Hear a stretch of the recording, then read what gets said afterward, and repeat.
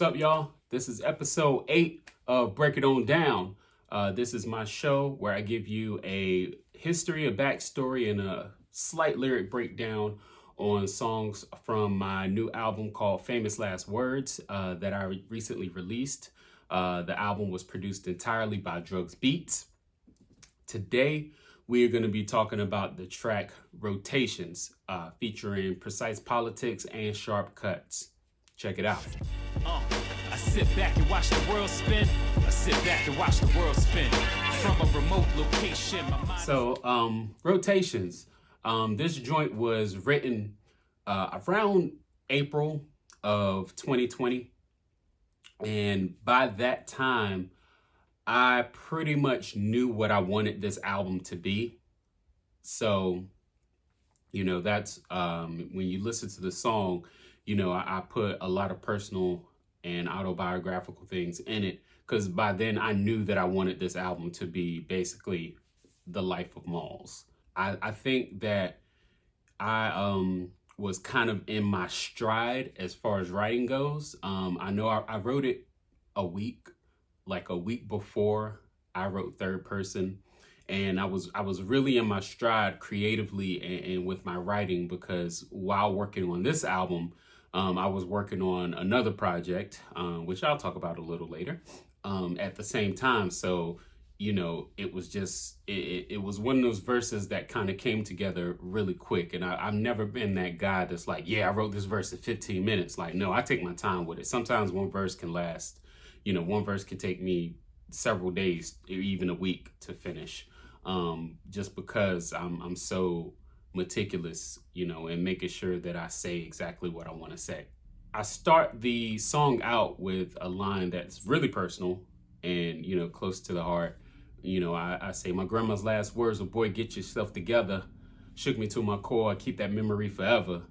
I feel like I should probably set some context for it. Those were the last thing that my grandmother said to me. But it wasn't like she was on her deathbed, like, come closer. It wasn't anything like that.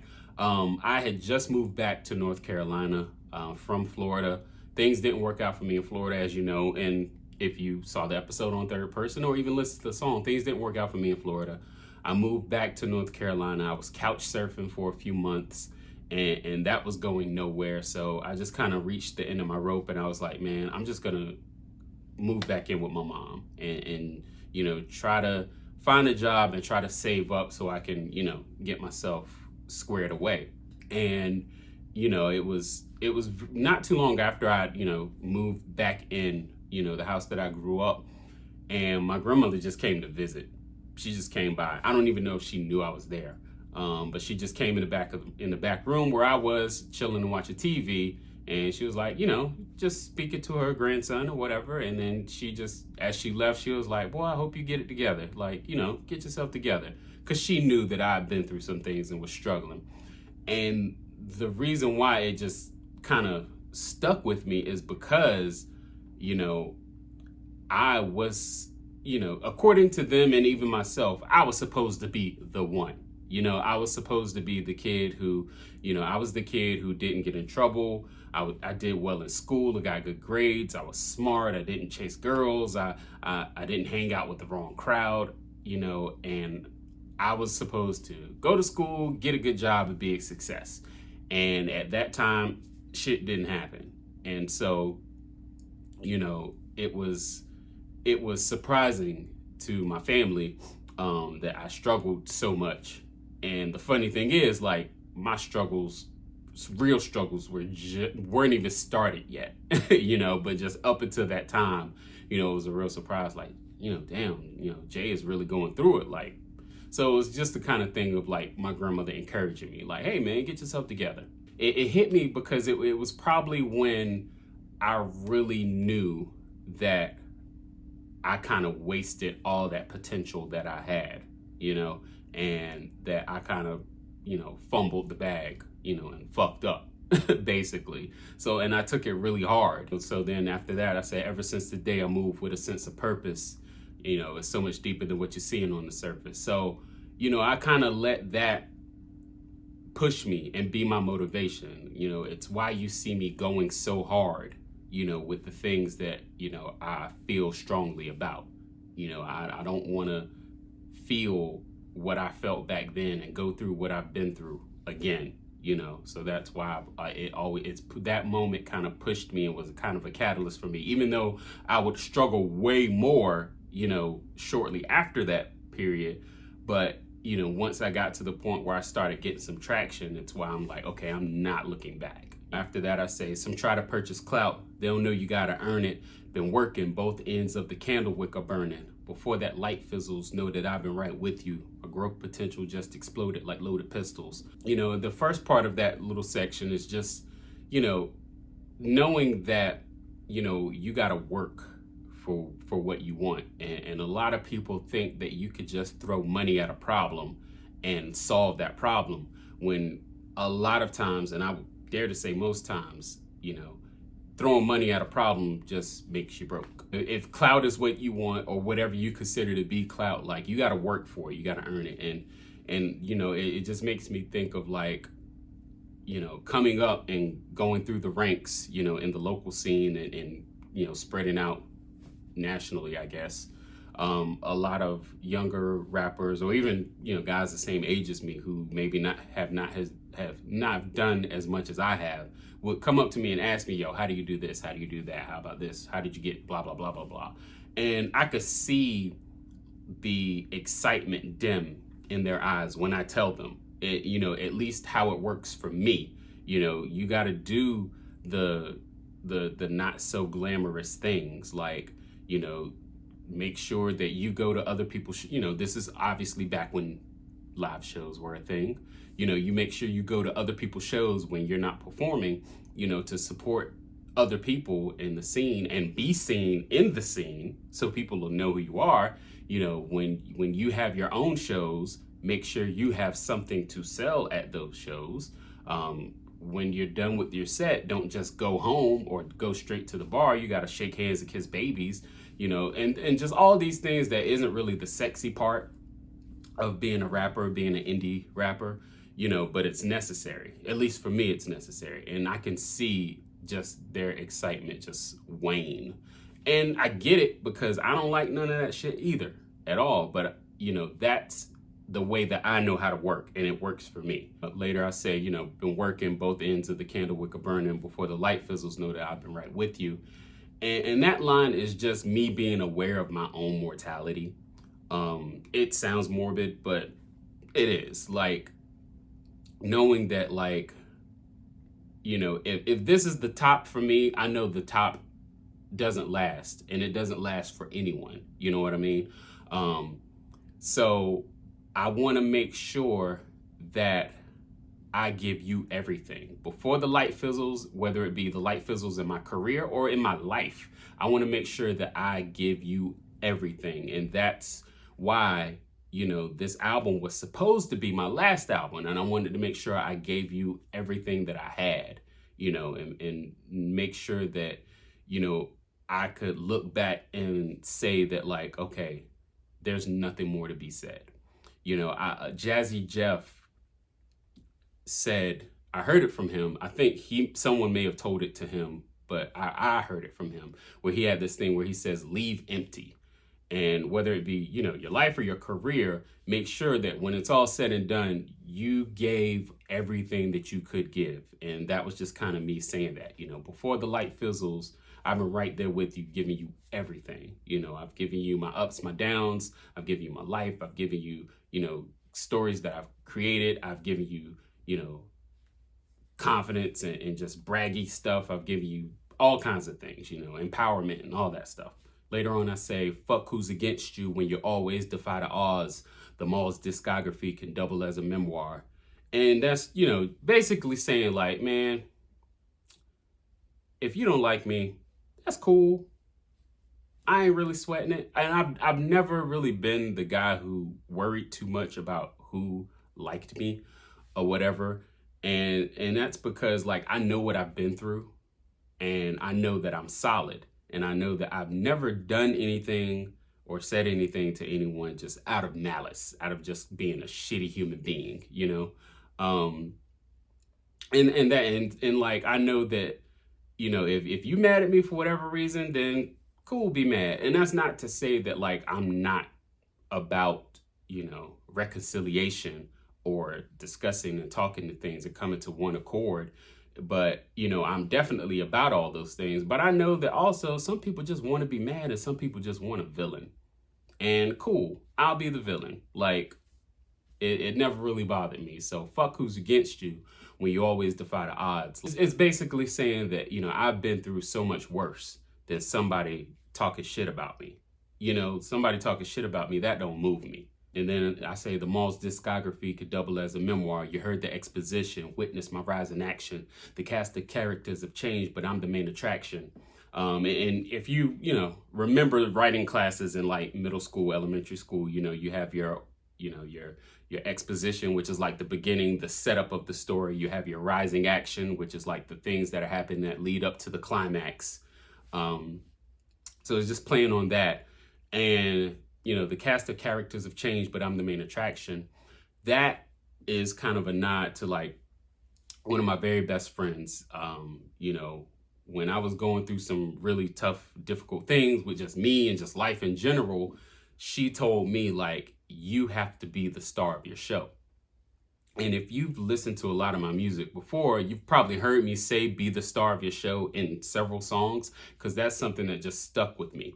And I try to keep it in mind.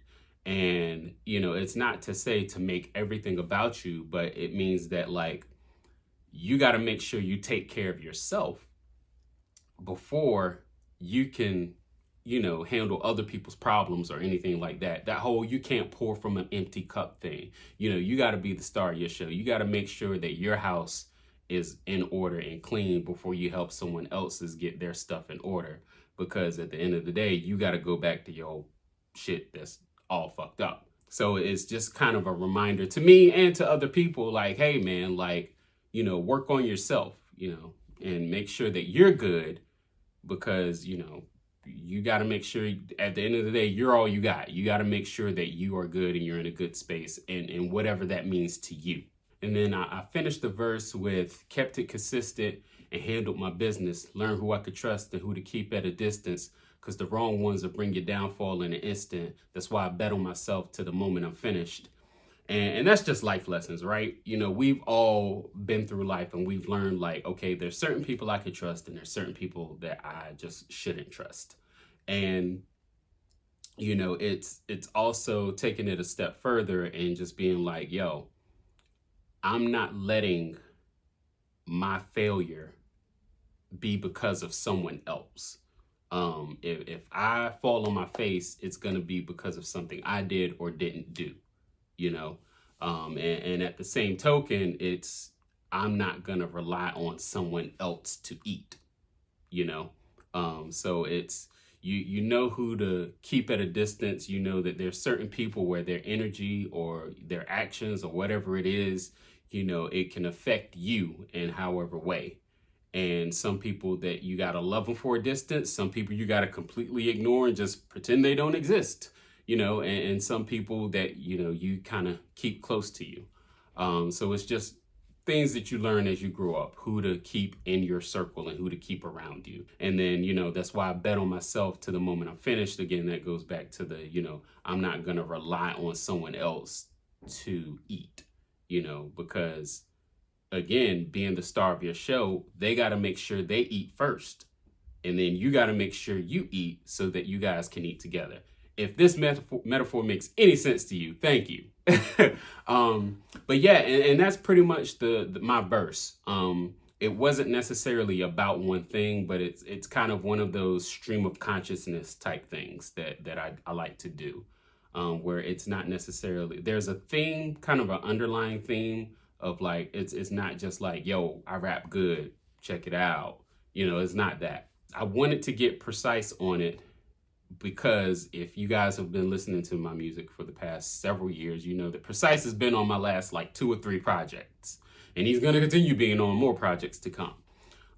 And a lot of you guys already know Precyce, Politix, Sharp Cuts, and myself, we're working on a group project called Bash Brothers.